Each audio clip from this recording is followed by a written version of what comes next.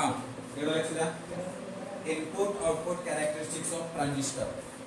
आता input output characteristics मध्ये theory फार कमी आहे, रेअर याच्यामध्ये आहे. फक्त आपल्याला इथं सर्किट बघायचं आहे. हे सर्किट डायग्राम 2 मार्कासाठी बोर्डाला विचारलेलं होतं फक्त एकदा. ओके, सो आता या ठिकाणी बघायचं ते जे आहे ते हे कुठलं ट्रान्झिस्टर आहे, एनपीएन ट्रान्झिस्टर. म्हणून आपण कॅरेक्टरिस्टिक्स कोणाचं बघणार आहे, एनपीएन ट्रान्झिस्टरचं कॅरेक्टरिस्टिक्स बघणार आहे. हे emitter side, collector, base, IB काय आहे, बेस करंट, आयसी काय आहे, कलेक्टर करंट, आई काय, इमिटर करंट, व्हीबी काय, voltage between base and emitter, VC काय, voltage between collector and emitter, VCC आणि व्हीबीबी सोर्स व्होल्टेज, आणि R1 आणि R2 हे रेजिस्टन्स आहेत. याच्यामध्ये फक्त आपल्याला काय करायचं आहे, ज्यावेळेस आपल्याला इनपुट साइडला ज्यावेळेस व्होल्टेज चेंज केलं तर करंट मध्ये काय चेंजेस होतो ते इनपुट कॅरेक्टरिस्टिक्स आपल्याला या ठिकाणी बघायचं आहे. आणि आउटपुट साइडला त्यावेळेस इकडे काय हे व्होल्टेज कॉन्स्टंट असतं, आणि ज्यावेळेस आपण व्हीसी ला बदल केला तर आयसी मध्ये काय बदल होतं, त्यावेळेस आयबी कसं असतं हे आपल्याला याचे कॅरेक्टरिस्टिक्स आपल्याला कुठं बघायचं आहे, यामध्ये बघायचं. इकडे लक्ष द्या. हे ट्रान्झिस्टरचा परत एकदा मी सांगतो, हे कुठलं मटेरियल आहे, सिलिकॉनचं रेंज आहे 0.7 व्होल्टेज आहे, त्याचं बॅरियर पोटेन्शियल आहे, प्रिव्हेंटिंग व्होल्टेज आहे. सो इनपुट कॅरेक्टरिस्टिक्स मध्ये आपण कोणाचा ग्राफ बघितलाय, voltage between base and emitter versus base current सोबत आहे चेंजेस. मग आपण इनिशियली काय केले, जसं व्होल्टेज वाढवलं म्हणजे ग्रेटर दॅन 0.6 किंवा 7 ला गेलं त्याच्यातला करंट सडनली चेंज झाला, म्हणजे याच्यानंतर व्हीबी सोबत आयबी सुद्धा काय व्हायला लागला, चेंज व्हायला लागला, बदलायला लागलाय. त्यावेळेस व्हीसी हा कॉन्स्टंट आहे. व्हीसी जर 10 व्होल्टेज असेल तर मग व्हीसी जर आपण वाढवला तर इथलं व्होल्टेज सुद्धा आपल्याला काय होईल, हे चेंज होईल. Okay, so depends upon that is also VC value.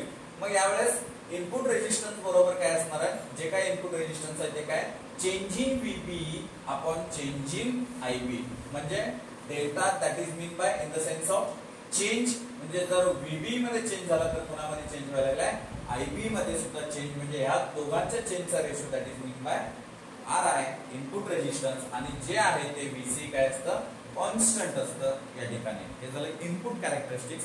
Output characteristics मध्ये काय बघा, आउटपुट कॅरेक्टरिस्टिक्स मध्ये हे आहे आउटपुट कॅरेक्टरिस्टिक्स.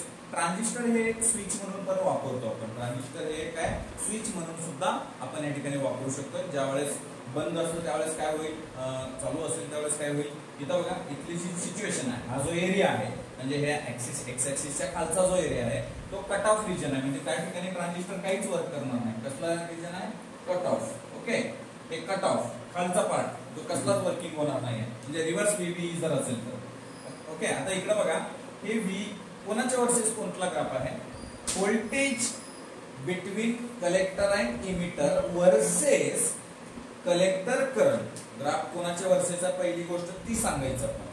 म्हणजे व्हीसी वर्सेस काय आहे, आयसी हे आहे. हे कुठल्या साईडला आहे, आउटपुट साईडला आहे. कुठल्या साईडला आहे, आउटपुट साईडला. म्हणजे काय, आउटपुट रेजिस्टन्स काय, change in VC upon change in IC. But in this sense VCC constant value आहे. व्हीबी आणि व्हीसीसी आपण बदलत नाहीये. हे सोर्स व्होल्टेजेस आहेत, हे कॉन्स्टंट आहे, या व्हॅल्यू आपण चेंज करत नाहीये किंवा बदलत नाहीये. मग या ठिकाणी बघा इथं जे आहे ते जसं जसं आपण व्होल्टेज वाढवणार आहे, थोडा हा जो एरिया जर आपण थोडा ऑब्झर्व केला ना तर इथं बघा हे जसं वाढवतोय म्हणजे इथल्या पॉइंटला व्होल्टेज वाढाले तर करंट वाढाले, व्होल्टेज वाढाले तर करंट वाढाले.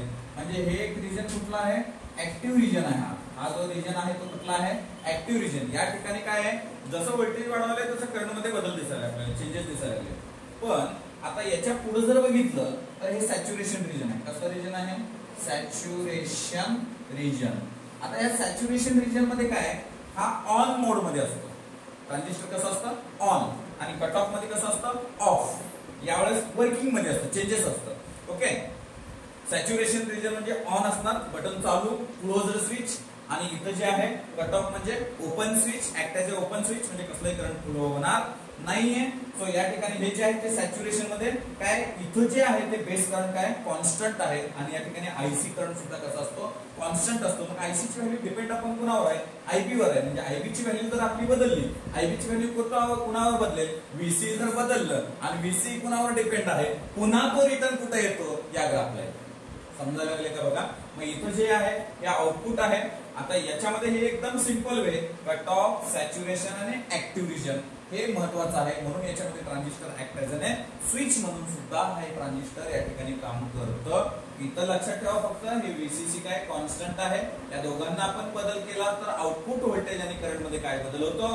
आणि इथं VB कॉन्स्टंट ठेवल्यानंतर VBB, तर इथल्या इनपुट आणि इनपुट व्होल्टेज मध्ये या दोघांमध्ये काय चेंजेस आहेत हे फक्त एकदम सिंपल थिअरी आहे. जी कोणाची इनपुट आणि आउटपुट कॅरेक्टरिस्टिक्स फार रेअर केस मध्ये बोर्डाला विचारलं गेलेलं